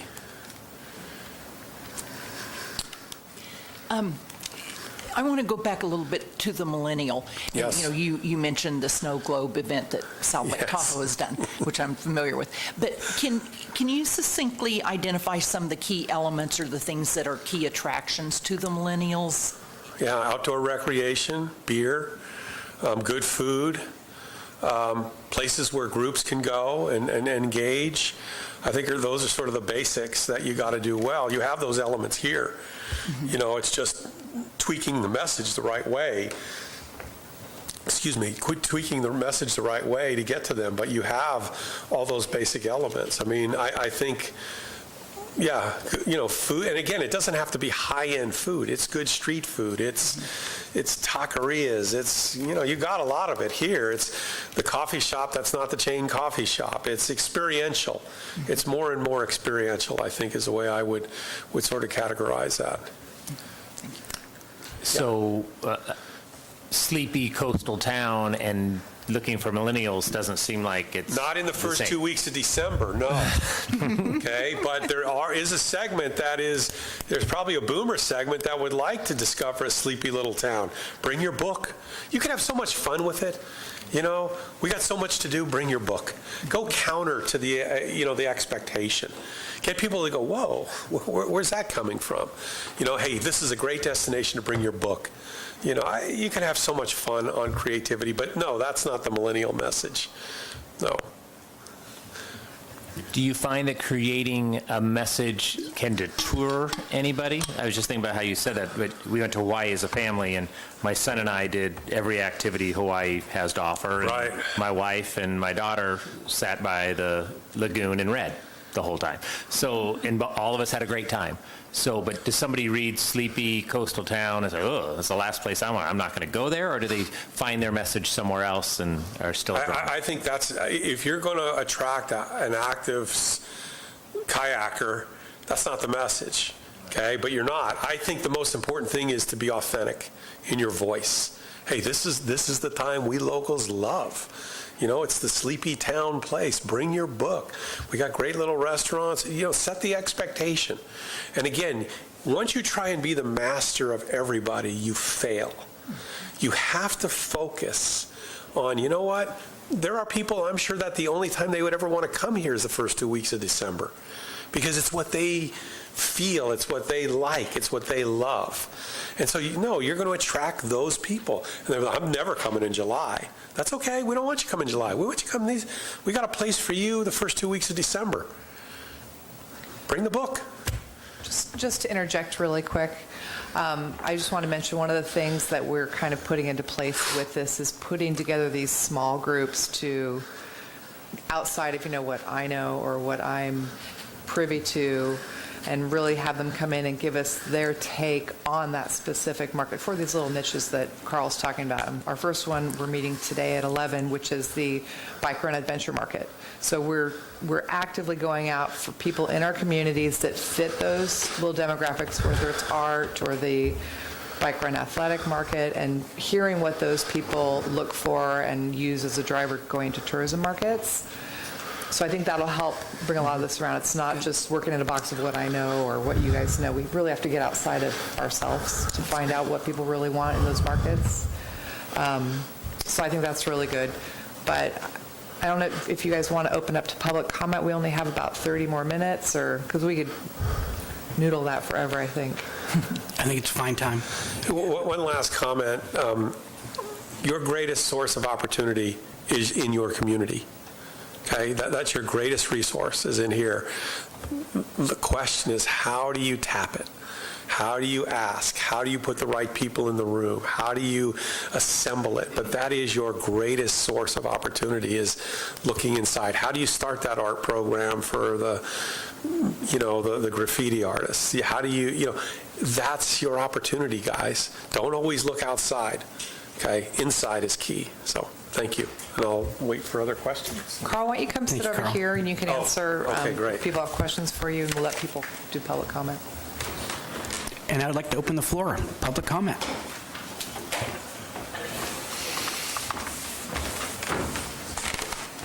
Hi, I'm Neil Farrell. Been a reporter in this area forever. Back in 1998, I put together a presentation for the Community Promotions Committee to change the road signs on Highway 1, because it just seemed ridiculous to me that the word harbor and the word beach did not appear on a single exit sign. So I think I still have that presentation, and I'll forward it to Jennifer just to give you guys a start, because I think that's key. Back then in the 90s, they talked about 5 million people a year driving down Highway 1, and if you're going north, you don't even know Morro Bay's there until you're already past it. You don't know the beaches there. You don't know the ocean's there. Coming the other way, you see the ocean until, boom, you don't see it anymore. So you really need to have something on there. If I'm a day traveler like he was talking about, coming down Highway 1, and don't really have a schedule, why would I stop in Morro Bay? If I saw a sign that said, hey, State Beach, I might go check it out. Or if I saw a sign that said Harbor District, next exit, I think I would probably get off the road just to check it out, because I might like the harbor, or something. I'm thinking seafood or something like that. I think that's where you guys ought to start, right there, because you're missing out on any chance of pulling those people off the highway. They're going to be gone, because it only takes 5 minutes to drive on the highway right through Morro Bay. Okay? So I'll send that to you just to give you a start. Neil, thank you. Hi, Janice Peters, Morro Bay. I'm listed in here as former mayor, but my participation was as a board member of By the Sea Productions, our live theater in Morro Bay. We are going into our 3rd year of doing 5 to 8 shows per year. 8 now, and we are getting people from the city. We have some very loyal supporters now. We also have people from out of the city, out of the county, out of the state, out of the country. We are having visitors come from all over, and it's something for them to do while they're in Morro Bay. If you've got a live theater performance at night and somebody's here for the day and they think, oh, I love that play, maybe I'll stay over. And this is something, and I love also the mentions in here about coordinating our efforts. We kind of get lost. I think people forget that we're here. We're not in a major place. We'd love to be, but we're in a church, and we're very grateful for it. We build a full set every time. This is not amateur hour. We're not just doing it with sticks and sheets. We build a set. We have professional plays, and we are getting great reviews and great reaction. We're doing good work. And this is something Morro Bay's never had before, so maybe you don't know how to include it in the marketing, but we'd really like to be included, and we have a very active board that can help. We really can. We can combine efforts. We have a great advertising program, and we really want to be part of the community, but we need to get that communication going. I think that's one of the major things I got out of this report, is making sure that everybody who's doing all of these activities knows what everybody else is doing, and then you can coordinate your efforts as well, and maybe save everybody money, make some more money. The other thing, and I've said this for 30 years, so I'll say it again, we need a conference center. If we had a conference center that could take groups of 500, your motels would be full year-round because conferences happen year-round, and you would have people coming back. People who come for a conference to a new place, often when they fall in love with that place, bring their families next time. It's such an easy thing. And you don't have to have it in a big hotel. You just don't. You can walk everywhere in Morro Bay. If you had a conference center, Bank America building, she said, you would be able to have people walk to their restaurants, walk to the movies, walk to our theater. I mean, it would be great. And it gives all of those businesses business just because of having that ability for those small conferences. So please think about that again. And remember, we have a theater, and we want to help, and we want to be involved. Thank you.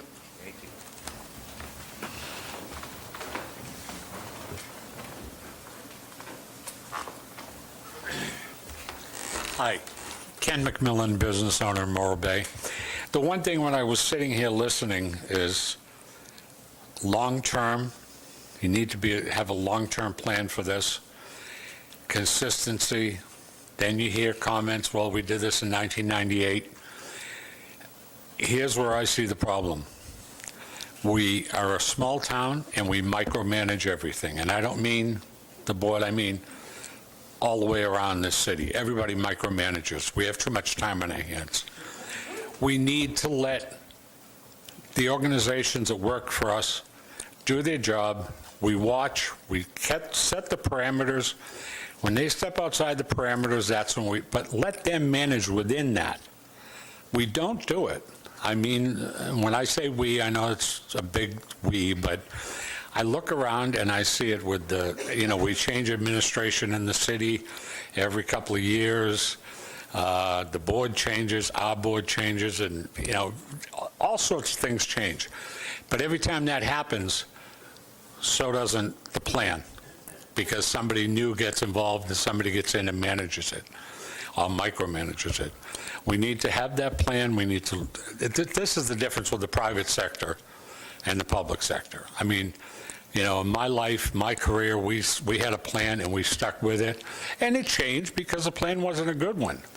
But it didn't change because the new people came into the organization. So I just ask, we're looking at the same thing with economic development with Scott, and that's an issue that we've addressed up front, that we want to try to somewhat stay independent and keep on the course. Now, I don't know if Kyle has any comments on that, because working in the public sector. I do have a comment, Mr. Chairman. I think what I have seen is many destinations, because they lack a core strategy, get driven by tactics. And everybody shows up every year with a different tactic. It becomes the thing to do.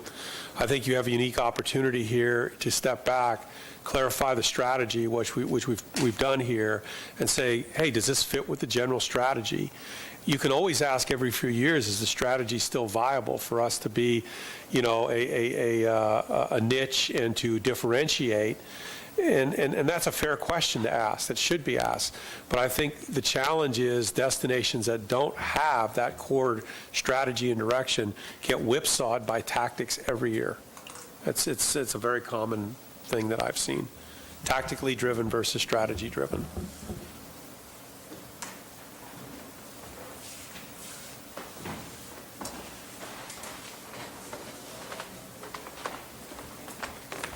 Don will be much more eloquent than I am, but I have a question. Judy Salamanca, Morro Bay. If you've been monitoring our websites, our stories, what are some of the stories you have read that have attracted, that you thought people, that attracted you, that you wanted to come here? I know you're being paid, but that was a big attraction. But what are some of the stories that have been unique about Morro Bay that would have attracted you, or some of the visitors you think would be attracted? I think that's a great question. And I think that I followed the Harbor Festival and the lights and all the rest of that. I followed the Amgen. I have followed a lot of those stories, but I think where the opportunity happens and can happen, and I can't wait to meet with the agency of record, is to change the framework of that story, not just coming from a destination, but coming from a local voice. Because that's what's going to make those things a whole lot more interesting and a whole lot more compelling to people like me checking it out, is what's the local voice, the tone, the feel, and storytelling as opposed to just communicating. But the topics are there, and they are of interest, but I think there's opportunity to just change the tone a bit. And I think that's really, you got a lot of content here. You got plenty of content. It's just learning to tell stories about a place instead of just saying we got this, this, and this. And what I continue to hear over and again is that this is our opportunity to set ourselves apart, to show that we're different, because everyone's doing the same thing. And to take a chance and to do something different, and to gauge it and see what we can do, you need a strategy. Yeah, I think if you take an honest, objective view and look at what's going on from Ventura to anywhere up the coast, there's a new, we measured it a couple years ago, from San Diego to like Santa Cruz, there's a different tourism destination every 10 miles on average, okay? That's a lot of competition. It's probably the most competitive theater of competition in all of California. And so you have to be different. And if you're a niche, you're mandated to be different.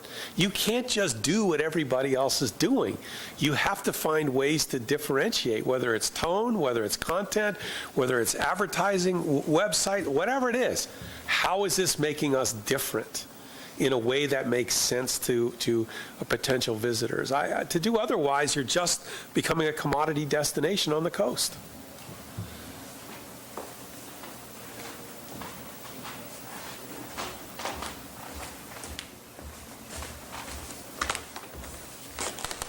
Hi there. I'm Don Maruska. We moved here from Palo Alto 25 years ago for many of the reasons that people live here, which is there are a lot of special things about Morro Bay. One of the challenges that I see for Morro Bay is that it's difficult to market that effectively. It's not like we have a big anchor like the Monterey Bay Aquarium or other things that people just say, okay, I got to go there because I have to do that. So I think one of the things that we face as a challenge is how do we get the message out about these small, charming things that we have? And I've also been thinking about some of the work that I know Erica's doing and the city's doing, with some of the different business districts and everything else. And wondering, and Carl, I'd be interested in if you could help us think about this, is I'm thinking it's almost as if various parts of the city need, if you will, their own sort of sub-brand, if you will. In other words, it's not enough to say, oh, go to the Embarcadero or go to the waterfront. Well, why? What's there? Why should I get excited to go there? So I'm sort of thinking maybe we need to talk about something like wonders on the waterfront or something like that gets people thinking, oh, I wonder what the wonders are on the waterfront and what are the little things that are there that could attract me. And some are big, some are small, some are the walkways, some different things. And similarly, for the downtown, we've got lots of little shops, which is great. It's great that we don't have big chain restaurants. But yet, how do people know that that's exciting and interesting to engage in? Maybe we brand the downtown sort of like Downtown Delights. I mean, hey, what other place that's like a vintage movie theater, a great coffee shop, one of the leading vegetarian restaurants, plus a whole variety of other things. But it's almost like we need to have some branding, sub-branding, if you will, not just like here's Morro Bay, come experience nature or something. But when they think about it, think about, well, what's there and what could be attractors for people in their different segments of the community. And so I'm interested if you've got some insights about that. Does that make sense? If people try that elsewhere? Is that off the mark? What can we learn from? I think those are good thoughts. Let me go back to how do you market a place with all these things? Because it's a great question. It's the very same thing that the state of California has to deal with. How do you market with a state with all that it has? Well, they do it emotionally. They come back to a tagline of find yourself here. And that's what draws people in. And once you draw people in, you can explain everything. here's this region, here's the Central Coast region, here's the High Sierra region, and the state does a magnificent job. I think that principle still works at a local level, where we have all these cool things, but, it's Morro Bay, not just the same, it's a different place. You can position it that way and bring people into the site. I think I think the challenge always for every destination is how you explain the destination. There's the Embarcadero, there's the downtown, there's the other side of town. I think people just need to clearly see this, and so that they understand how to navigate, negotiate a different place. Some communities do it by neighborhoods. I've seen that, that's something that you guys can discuss internally. I've seen some people do it in districts, the downtown art district or this district or that district. It just depends.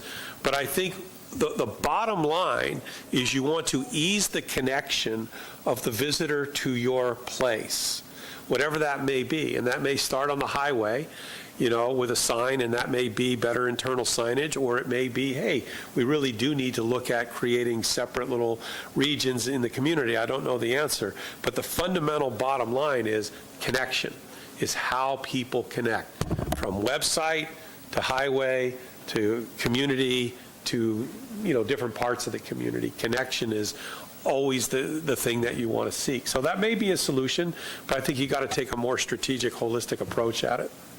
Okay. Thank you. You bet. Thanks for the work that all of you are doing.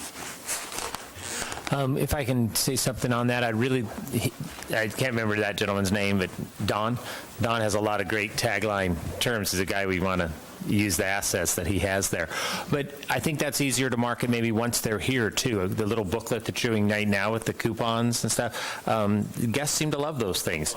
Huh? What was that? Oh, passport. Yes, better term. But, yes, wrong term.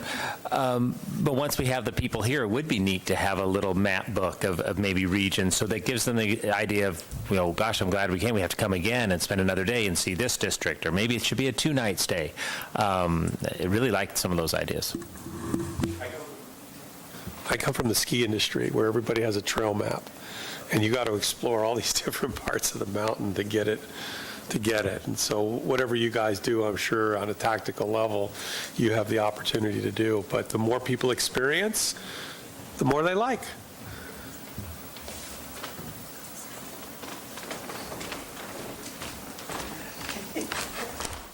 Since I was called out, I thought I might get up. So the EDSP is something that the city invested in that the chamber has been implementing, and that's the Economic Development Strategic Plan that clearly kind of calls for ground-up organizing by district throughout the city. We talk about branding. We also talk about wayfinding signage. I'm going to put you on the spot, Carl. So I know you've been in the mix for a long time, in the tourism mix. How do tourism DMOs and chambers of commerce work best together? Really good question. Do you have an afternoon? Yeah, I do. Between 12 and 2 today. I think that's a great question, and one of the best executions I've seen is we actually did something smart in our town where we had the Chamber of Commerce responsible for things that occur in town, okay, to build skills among the community, the business community, and then work together as an adjunct or with the tourism folks on whether it was signage or whatever it would be. But I think the chamber, their best opportunity is to educate the local people or the local businesses as to, hey, these are the changes that are coming. This is the opportunities we want to take advantage of. This is the strategy that the tourism side is going to begin to implement. How do we take advantage of those things? And so I think there's a nice fit between tourism and Chamber of Commerce. It's just sort of sitting down together and say, all right, who's best equipped to map that or take advantage of that? I think that's an afternoon discussion that I think is mandatory when you talk about the implementation of a strategy. And again, the other part of it too is I think the Chamber can be very instrumental in surfacing ideas and from the ground up. What are they hearing? What's their ear to the ground? What are they hearing among their businesses, among their retailers? How does that flow up? into the tourism strategy. You know, it's not just a top-down approach, it's got to be a bottom-up approach, and I think the Chamber of Commerce can be really effective in having their ear to the ground and saying, hey, this is what we're hearing. You know, and I'm sure it's a small town. I'm sure you hear it all anyways, but I think the Chamber can play a very helpful coordinative role in some of those things. So we have about 5 minutes left. I don't know if we have one more public comment, and then we'll bring it back to board. Okay, come on up. Bonnie Jones. My comments are just comments, and they speak to that. I've had a unique opportunity in the last 3 months to volunteer at the Maritime Museum in Morro Bay. I know some of you probably don't even know we have one. Because I'm there every day, I get to actually find out where the visitors come from, why they came here, et cetera, et cetera. So a couple of observations. We had a tour group call me. Didn't know the museum was here, but Annie at the Chablis, they were actually from Southern California touring, and they were going to go at lunch on the Chablis. So Annie told them about the Maritime Museum. They came and did a tour. I, in turn, told them about the Skateboard Museum, which, again, they had never heard about. So it was win-win for the town. They got to go to 3 places, 2 of which they would not have known about. Then when the Paradise Fire came, unfortunately, we had, in 2 weekends, close to 500 people come through the museum. They came because, evidently, there's an app where you can find out the clear air, the clearest air in California, which is why they picked Morro Bay. At that time, we had the clearest air. Out of the about almost 500, 3 people had heard of Morro Bay. Out of the 3, 1 had been there, had previously come here. Because normally, these people were all from the Bay Area, had money to spend, but they go north. They go to Santa Cruz to be on the beach. They go, wherever. But they had never come down this way. They were thrilled with the town, thrilled with our uniqueness, just as you were talking about. We need to capture that kind of people to come, and in fact, several of them stayed an extra 2 days because they liked it so much. I think we're kind of like targeting the wrong areas. Seasonality, I'm from Arizona. I've only been here 12 years. I came because of the weather. Weather. And I certainly wouldn't have come in the summer. But people in Arizona will come May, June, September, October, November. It's still blazing hot there. And it's cheap advertising because all of the 55 and over groups, communities have small newspapers, very cheap advertising. We've had a lot of people come down to the museum in the last month or 2 from Idaho, Oregon, and Washington to, again, escape the cold weather. So I think if those 3 states, we could choose to market, and I know it's not that easy, but to market to bring people down.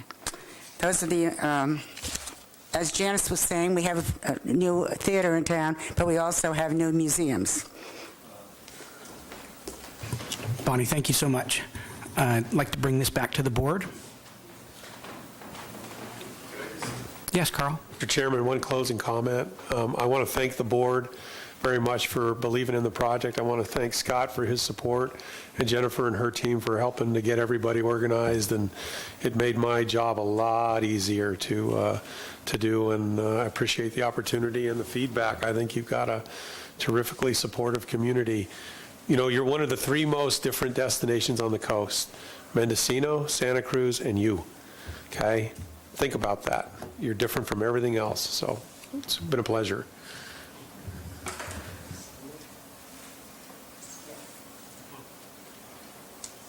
I'll make one last closing comment. The beauty of that story is talking about how the Chablis recommended to the Maritime and Maritime recommended to a hotel.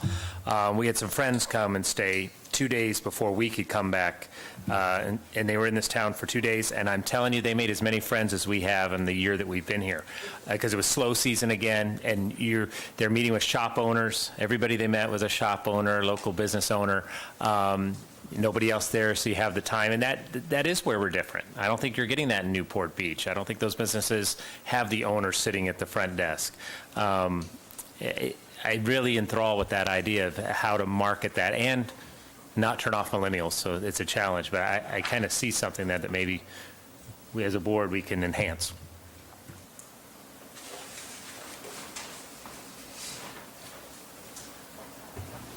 Carl, thank you so much. And I'd also like to thank the audience and the participation.